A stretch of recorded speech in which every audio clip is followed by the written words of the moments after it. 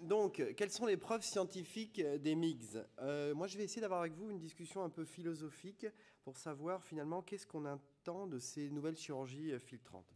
Ce qui est déjà très intéressant de savoir, c'est que finalement, entre Florent et moi, on n'est peut-être même pas d'accord sur savoir ce que c'est qu'un MIGS, puisque le X-Press, la canoplastie, rentrerait dans les minimally invasives. Pour ceux qui ont mis ce genre de choses, ils savent que ce n'est pas si minimally invasif que ça.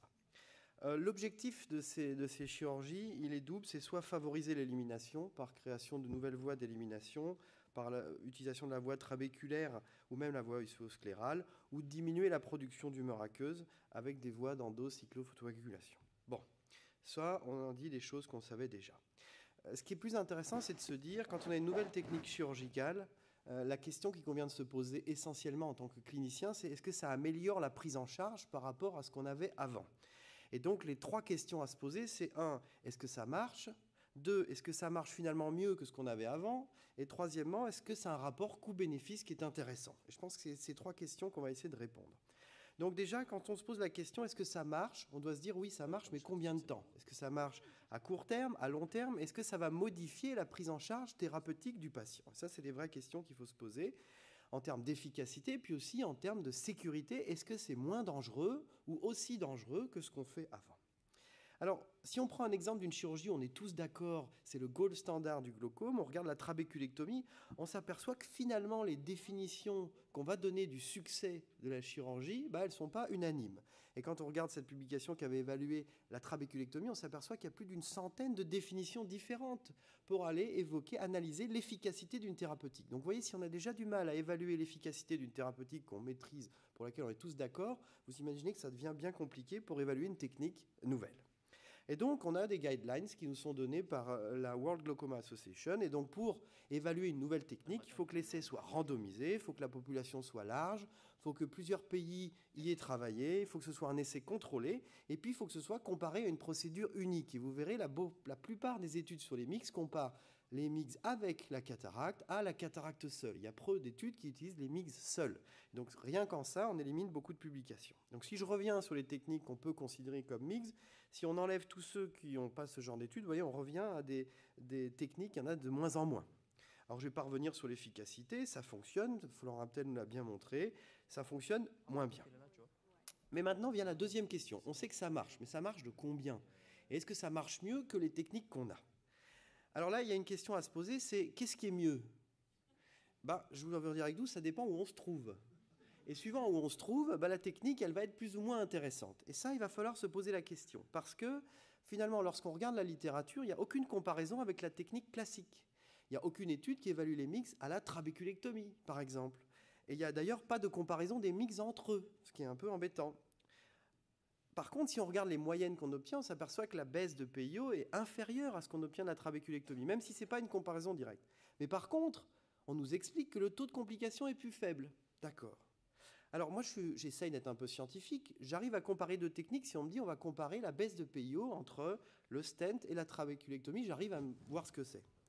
Si on me dit on va comparer le taux de complication, je vois très bien ce que c'est de comparer le taux de complication entre une technique et une autre.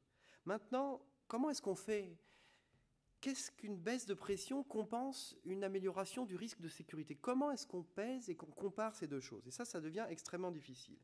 Et pour vous montrer que c'est difficile, prenons une technique que nous, on fait beaucoup, on va dire, en France, c'est la sclérectomie profonde. Vous êtes tous d'accord qu'on sait que ça fonctionne. On a tous dans l'idée que ça donne moins de complications que la chirurgie filtrante classique, la trabéculectomie.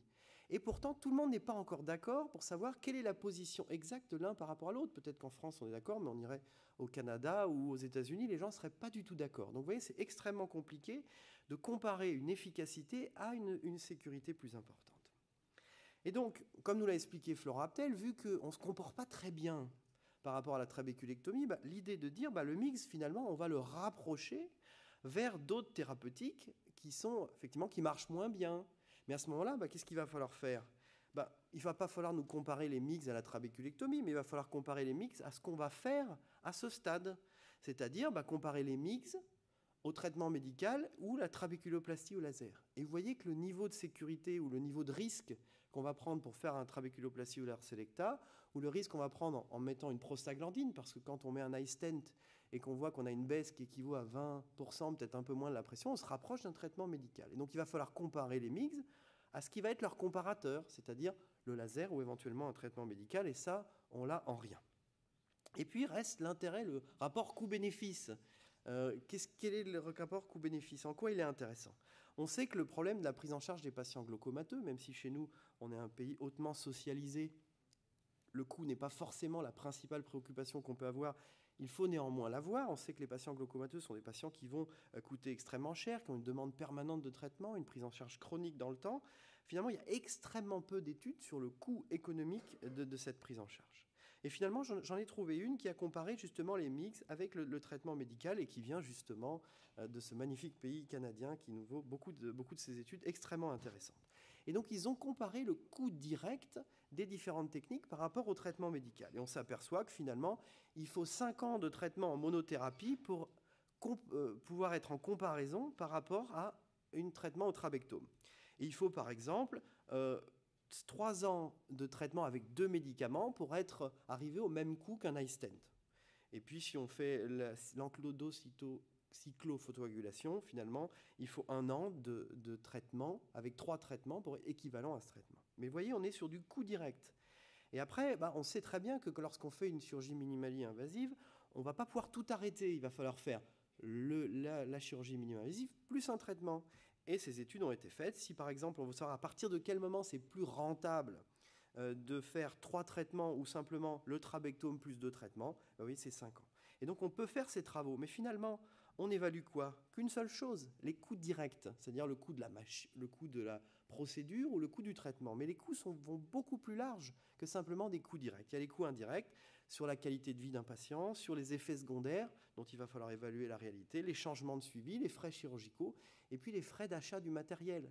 Parce que c'est vrai qu'un trabectome, la procédure a un certain coût, mais l'achat du matériel a un coût. Donc vous voyez, on a probablement des notions de coûts directs, mais pas des notions de coûts indirects.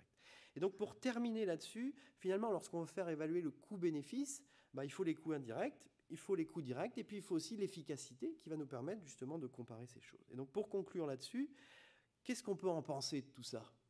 La première chose, c'est que ça a probablement un potentiel dans le traitement du glaucome. Néanmoins, on ne sait pas encore les positionner dans l'algorithme du traitement. Et si on ne sait pas exactement les positionner, on ne peut pas savoir exactement combien ça coûte. Je vous remercie de votre attention.